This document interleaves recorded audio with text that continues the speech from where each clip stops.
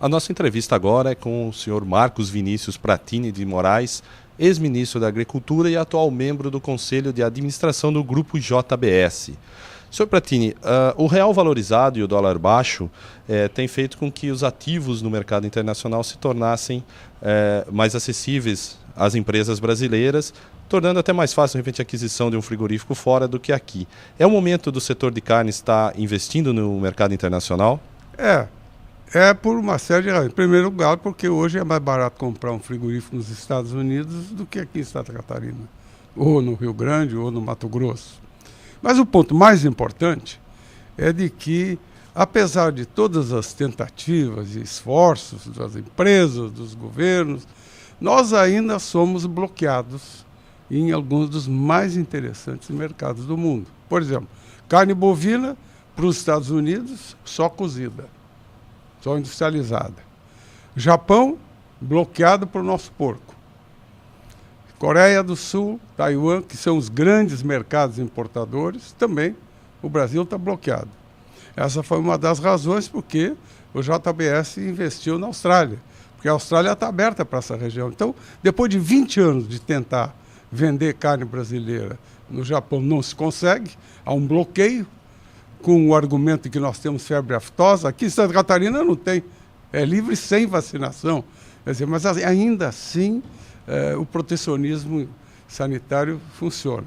Então, para vencer isso, e foi isso que a JBS fez, para vencer isso você monta fábricas em lugares que têm acesso a esses mercados que são muito interessantes. E para as indústrias do setor, claro, o senhor citou essa questão de investimento no mercado internacional. Para o Brasil, isso também é bom? Isso é bom para o Brasil porque você não consegue vender nesses mercados. Esse é o mercado que está fechado para você. Então, no momento que você investe num país que tem acesso a esses mercados, a sua marca, o seu marketing passa a ser globalizado, passa a ser internacional. E você tem mais facilidade de atingir, então, outros mercados, que são os mercados emergentes. Porque é preciso que se valide o seguinte, houve um estágio em que o nosso grande mercado eram os países árabes, norte da África, anos 70, por exemplo, quando realmente começou a crescer a exportação de carne de frango. A região lá não come carne de porco. Agora a coisa mudou. O jogo são os países emergentes. O jogo está se realizando, o jogo de mercado, o jogo comercial, entre os emergentes da África, os emergentes da Ásia e a China, o Brasil, a Índia. Quer dizer, então há uma mudança muito grande de mercado. Nos mercados tradicionais, por exemplo, a União Europeia. A União Europeia está com a população decrescendo, envelhecendo. Os hábitos vão mudando, o consumo de proteína animal se reduz. Então ali não é a nossa aposta, ali é uma aposta para nicho de mercado, produtos especiais. O nosso nicho de mercado grande, o nosso grande, são os países emergentes. Porque a demanda de proteína animal, tanto para frango, como para suínos, como para bovinos, e até outras carnes, como para ovinos, por exemplo, e entra até no pescado, os grandes crescimentos são nesses países que estão crescendo. Por quê? Porque as populações estão ficando com mais dinheiro no bolso, estão melhorando a renda. Então, a primeira coisa que uma pessoa faz, em qualquer país do mundo, quando cresce a sua renda, é levar um bife para casa, levar um peito de frango desossado para casa, levar um corte de porco. Eu fiz um teste uma vez, em 98, e era exatamente isso. É a primeira demonstração da melhoria do padrão alimentar daquela família. A primeira coisa que os pais fazem também é levar mais leite, levar iogurte, levar queijo, levar ovos, porque as crianças precisam comer proteína. Há um grande problema no mundo hoje, que é em algumas regiões, especialmente na Europa, você não coma carne vermelha, não coma isso, não coma aquilo, não coma frango porque tem gordura, não sei o que, na pele, um monte de coisas desse tipo. Isso reflete a situação local de envelhecimento, de idade, e de uma tentativa de melhorar as condições de saúde em países que gastam muito com hospitais. Então, o que acontece? Isso às vezes contamina a promoção e a venda de outros produtos. Mas as crianças, sobretudo, têm que comer ovos, têm que comer queijo, têm que tomar leite, têm que comer o seu franguinho, o seu bifezinho. Quer dizer, as crianças precisam de proteína animal. Tanto que, se você analisar, a demanda de alimentos vai dobrar daqui a 2050. O que mais vai crescer? As carnes. Por quê? Porque é a melhoria do padrão alimentar de populações. Eu me lembro das Filipinas, trabalhando lá na capital, em Manila, no escritório de advocacia. Eu convidei os funcionários para jantar, porque a gente terminou tarde, e duas moças disseram: nós nunca comemos carne. Então você oferece...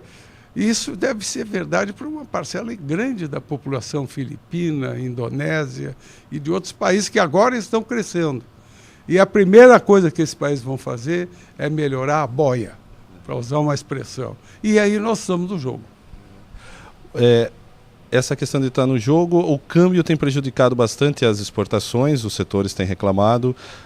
O senhor acredita que a política do governo de tentar conter a inflação com essa questão dos juros tem resolvido, e como isso tem afetado a questão cambial? Olha, isso é muito difícil, porque não é apenas o câmbio, não é apenas... É difícil de responder. Mas para ter a minha prioridade é o controle fiscal, porque o governo gasta demais. A principal razão pela inflação no Brasil é que o governo gasta demais. E anos eleitorais, como foi o último, então o gasto fica ainda mais exagerado.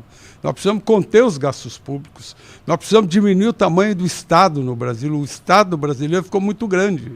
Quer dizer, hoje o Estado brasileiro, em termos relativos de proporção da renda que ele tira do país, é quase como a Europa. E a qualidade dos serviços públicos do Brasil, em vez de melhorar, piora. Sobretudo na área da saúde e na área da educação, que é onde nós tínhamos que estar investindo maciçamente, e não estamos. Então eu diria o seguinte: o primeiro controle que nós temos que ter é o controle dos gastos públicos. Nós precisamos melhorar a qualidade dos gastos públicos, nós precisamos melhorar a eficiência da máquina pública e acabar com esse empreguismo generalizado que está acontecendo no Brasil em empresas públicas e na própria administração direta. Então, o grande desafio que o Brasil tem agora para conciliar esse problema de câmbio com o problema inflacionário é fiscal. Fiscal quer dizer o seguinte: parar de gastar e reduzir as despesas do governo. Porque não adianta aumentar os impostos. A tendência dos governos é sempre aumentar os impostos para manter um nível de gasto. O que nós estamos precisando é diminuir os gastos.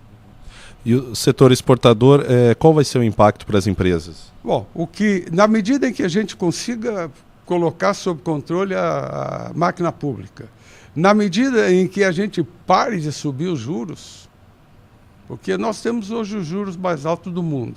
Então, o que acontece? Se eu sou um estrangeiro, no meu país, vamos supor, na Inglaterra, vamos supor o Japão. No Japão, o banco paga menos 1%. Eu ponho dinheiro lá, ele cobra 1% ao ano de mim para guardar o meu dinheiro lá. Então, como aqui no Brasil o governo paga 12%, o japonês aplica no Brasil 12%. Aí o que o Banco do Brasil faz? Pega esse dinheiro que custa 12% e compra dólar. Compra dólar, que for investir, ganha 1% ao ano. Então nós temos uma diferença entre o que nos custa comprar esses dólares e o que esses dólares rendem para nós, de 11%. E quem é que paga isso? Somos nós. Para quê? Temos 300 e tantos bilhões de dólares de reserva. Para quê? Então há a necessidade de se controlar por outros meios a inflação e de reduzir a taxa de juros. Reduzir a taxa de juros porque nós já estamos, veja, nós temos 300 bilhões de dólares de reserva. A diferença é 11%. Então nós estamos tomando 300 bilhões de dólares emprestados, ou perto disso, pagando um líquido de 11%, são 33 bilhões de dólares por ano, que é a diferença entre o juro que a gente paga aqui no Brasil e o juro que o Banco Central consegue no plano internacional. Porque para que 33 bilhões de dólares por ano? Gastar para dizer que tem reserva? Quer dizer, eu acho que aí há necessidade de uma revisão. Isso jogou um papel, vamos fazer justiça num determinado momento. Mas nós não podemos continuar assim. Então, o problema é fiscal de um lado. E de outro lado, nós não podemos permitir que essa taxa de juros siga tão alta, porque é isso que estimula essa concentração de dólares e baixa a taxa de câmbio. Nós também tem um lado positivo essa, digamos, essa sobrevalorização do real, que é que as coisas importadas custam mais barato. Agora, também gera uma tragédia. Tem muita empresa que deixou de produzir no Brasil para importar da China, usando seus canais de distribuição. Isso aconteceu aqui em Santa Catarina também. Isso não é bom. E isso, para reverter isso, leva um tempo. Mas nós vamos ter que reverter isso, senão o Brasil não vai mais crescer. E não é possível que uma nação de 200 milhões de habitantes, com um parque industrial diversificado e investindo em alta tecnologia, tenha hoje, nas exportações de commodities, a maior receita. Quer dizer, hoje o Brasil é visto no mundo como o grande exportador de minério de ferro, minério de alumínio, soja em grão para a China. Você imagina que absurdo é 64% da nossa soja em grão vai para a China. E eles fazem o franguinho deles. Não, temos que exportar frango, cortes nobres, valorizar o produto, fazer marketing, agregar valor, que cria emprego, cria renda. Eu acho que esse é o nosso desafio. Então, chegou, na minha opinião, no limite. Perfeito. Eu agradeço ao ex-ministro da Agricultura e membro do Conselho Superior da JBS, o Marcos Vinícius Pratini de Moraes, por essa entrevista, essa aula na área econômica, né, ministro Pratini. TV Gesuli na cobertura da AVSUI 2011.